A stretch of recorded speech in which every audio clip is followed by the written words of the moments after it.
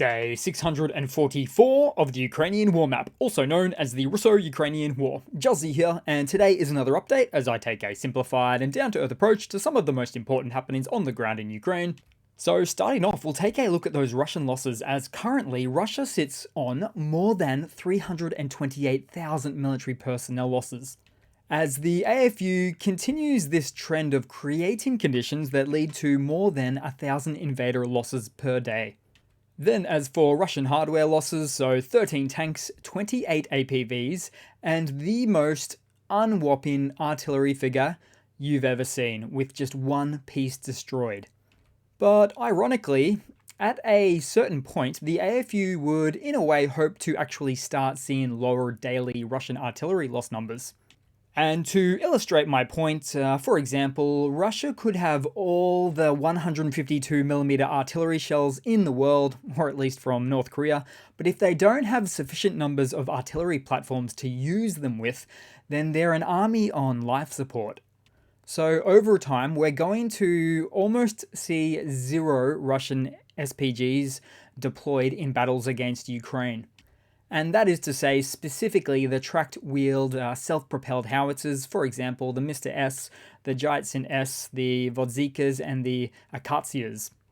Because Russia will not be replacing these SPGs. It's just too darn expensive. And too slow to replace and to produce in any meaningful numbers. As Russia won't spend, for example, what's worth $2 million to replace a single Mr. S howitzer, that would only last anywhere between 1 week to as little as 1 hour against an FPV, an Ukrainian FPV drone, once it's made it to the field. So it's going to be almost exclusively cheaper towed artillery pieces for the Russian forces into the future. But even then, towed artillery pieces are not incredibly great value for money, as for example, the Russian Mr. B 152mm towed howitzer runs into at least the several hundreds of thousands of dollars a piece to produce, and by their very nature, they're much more stationary platforms and therefore much more vulnerable on the battlefield.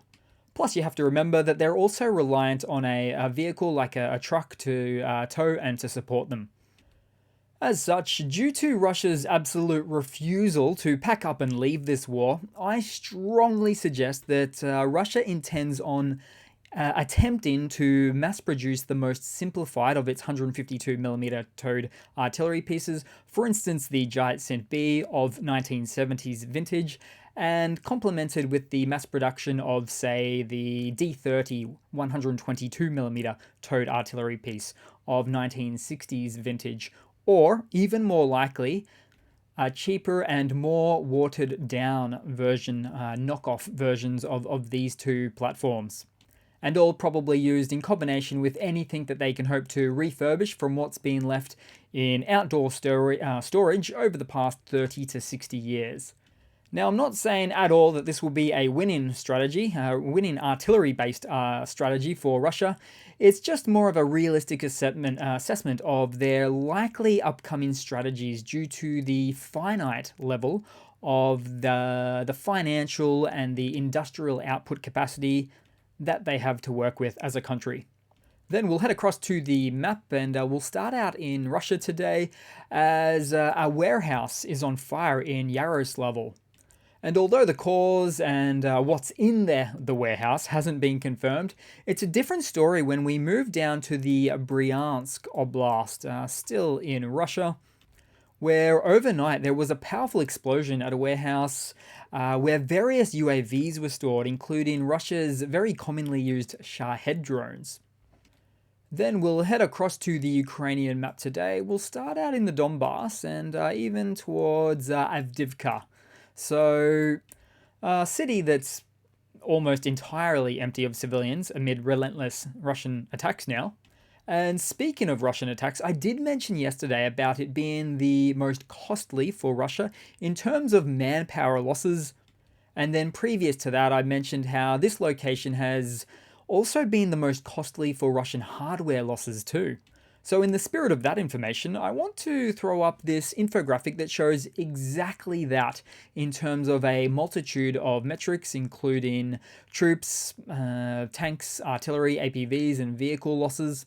So the way that this interesting graphic works is by using Russia's initial invasion losses as a baseline to compare with key follow-up events in this war.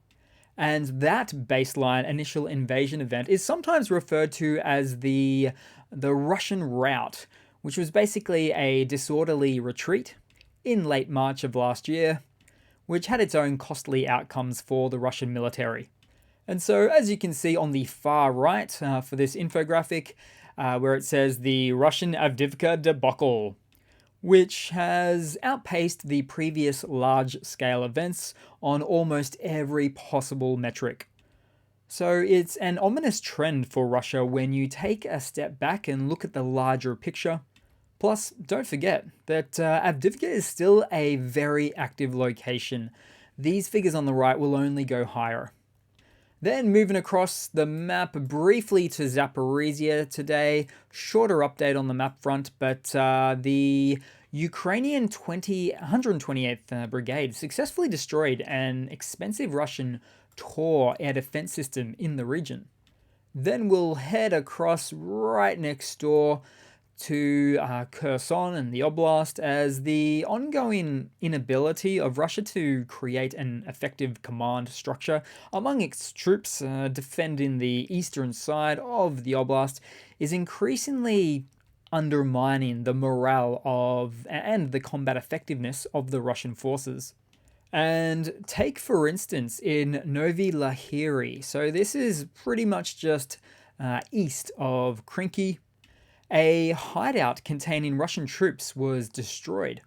But also for the region, the Ukrainian Defense Forces also discovered the positions of a Russian Buk M3 air defense system, somewhere behind enemy lines, that was reportedly hit by a GMLRS HIMARS rocket. And perhaps worthy of a mention, it is officially called a rocket, as missiles generally have more complex guiding systems for highly accurate precision targeting. However, the HIMARS GMLRS rocket is somewhat of an exception to this rule, as it does incorporate very precise guidance technology, making it more accurate than your run-of-the-mill traditional rockets. So it could be indeed referred to as really a missile. And then moving across a bit more central to the frontline map today, as some Russian sources have noted that around Pishchinivka, that the attacks of Ukrainian artillery against the Russian forces stationed here is causing those Russian folk to constantly move around the settlement, as they're really being kept on their toes. But add to that, the same sources made mention of how Russian command has banned rotations, vacations, and even banning of Russian soldiers leaving their deployment sites, with the tiny exception of their support units. So it's not great treatment for them, but it's not unexpected. And then, more central to this South Bank region, partisans within the occupied land at Uvalina reported on eliminating 5 high-ranking Russian officials during a meeting that took place at this location. Then we'll head on down south again today, as for some of the bigger news in the occupied Crimean Oblast, as there was a large explosion after an attack on or nearby to the Saki airbase just last night. Now, reportedly, some air defense related radar systems took a hit, but the sheer size of the explosion indicates something much more explosive was hit than just some radar. And for once, the Russian MOD was suspiciously quiet about this event. Oh, then also in Crimea, TV networks were hacked, with a Zelensky address being broadcast on all channels. And I would say this is about the 4th time this has happened now. And I'm sure it's a morale boost for the vast majority of the inhabitants, except of course for the invader inhabitants. Oh, and speaking of the pro-Ukrainian inhabitants of Crimea, they continue to make themselves known time and time again in this region, because as you can see from this video filmed in Yalta, where one or more of the Ukrainian partisans slashed the tires of a Russian collaborator living in the region. Resistance comes in many forms. Plus, the car had the cheesy Z symbol on it, which you really don't want to have in your car in Crimea. Because if you do that, you may as well have a target on your car instead. Then heading across to some news for today, starting off with some Ukrainian hardware news. So this one's a little bit different, but as you know, Ukraine is really in the drone game these days, continuing to innovate and make all sorts of different types of drones for different missions. And as for the more traditional quadcopters, I really want to show you some footage of this one. I mean, there is not an ounce of fat on this little machine. So the drone itself is incredibly lightweight, and all you can really see is the four skinny boom arms that leads up to the rotor blades. And even the camera doesn't have any sort of flashy consumer housing on it. It's simply not needed or wanted to conserve on pieces and weight. In fact, at first glance, you probably didn't even notice the drone per se. At least not anywhere near as much as the blue battery pack on top, so that's what that is. And of course, the 9 droppable munitions stored underneath. 9! I remember the days, say 12 months ago, when just one was considered a cutting-edge technological achievement in this field. Also, this one is an in-house Ukrainian design that uses many 3D printed parts to construct this tiny little beast. Oh, and do note, Ukrainian drones are said to outnumber Russian drones on the front lines by a factor of 3 to 1. But to add some even further context, the Ukrainian hardware, as it relates to drones, is simply put, miles ahead in advancement against their Russian counterparts. They also have much better support structures too, such as booster signals to counteract Russia's limited electronic warfare capabilities that are trying to bring down these very drones. And it's just a really fascinating field to learn all about. Then I'll move across to some Russian hardware news updates, and I use that terminology extremely loosely because due to the recent storms which battered Crimea recently, it was revealed that the Russian Navy dolphin pens in Sevastopol harbor have been washed away, indicating that the dolphins have been freed from their Russian captivity. Now, these Russian Navy dolphins didn't have friggin' laser beams attached to their heads, and excuse the crass language, it's just a line from an Austin Powers movie. But instead, these dolphins were more so set up as part of a larger underwater reconnaissance force. But no more they are. Then heading across to some other news, so German Chancellor Olaf Scholz recently stated that military aid to Ukraine will be maintained despite issues with the German state budget, stating, quote, "This assistance is of existential importance to Ukraine and for all of us in Europe." But also, I think it's important to set the record straight here, because when Germany provides 1.5 billion euros worth of military aid to Ukraine, as it did, for instance, last week, or another example, of course, would be the USA or anyone else for that matter, they're not actually giving this money in cash to Ukraine. Instead, and explained in a very simplified format for now, they're paying this money to themselves, to their own economy, propping up their own internal manufacturing defense industries, and therefore the flow-on effect of employment within those local industries to manufacture the hardware for Ukraine. And an obvious example would be domestic artillery shell production, whether it's Hamburg in Germany or Scranton, USA. Also, there's the other case where, alternatively, a country that provides military aid to Ukraine actually sends hardware from their existing older stockpiles. Then, as an almost direct result of that happening, the country in question then uses and therefore pays their own domestic industry to produce the next generation of that equipment. In fact, something like over 90% of military aid that a country sends to Ukraine has those funds actually stay within the country of origin. Again, propping up industry.